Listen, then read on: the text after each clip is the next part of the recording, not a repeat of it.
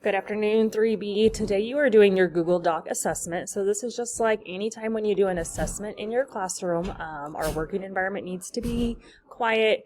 If you're not sure how to do something, you can ask Mr. Nelson, but otherwise, this is where I really want to see what you know. And it's okay if you've forgotten how to do something. It just helps me know, like, where should we head next based on our assessment results.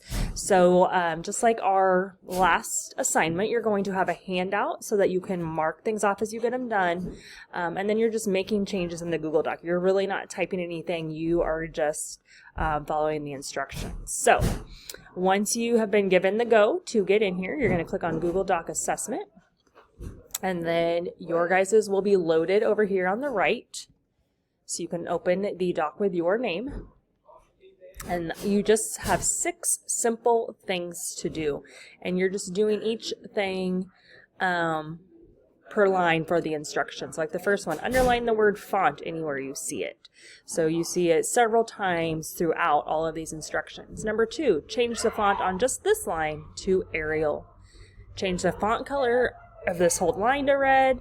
Change the font on this line to size 24. And then line 5, you're going to get to make your own choices. Choose your own color, choose your own font, and the size you want. Just make sure it's appropriate and stays on the page. And then finally, you're just going to turn it in on Google Classroom. When you are done with that, you will be able to just work quietly on some typing games. So to get to those, you're going to go up here to your elementary bookmarks, which I don't have, but elementary bookmarks right here, and go down to Lit Lab so you can get to the Symbaloo.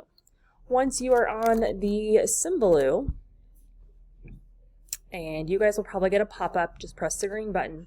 You're going to come down here to the yellow smiley face to do typing games, and then it's going to take you to multiple typing games, and you will be able to just choose the games that you want once you finish that assessment. So just final reminder, it's an assessment. The only people or person you should be asking questions of is Mr. Nelson. Do your best. If you honestly don't remember how to do anything or do something, that's fine.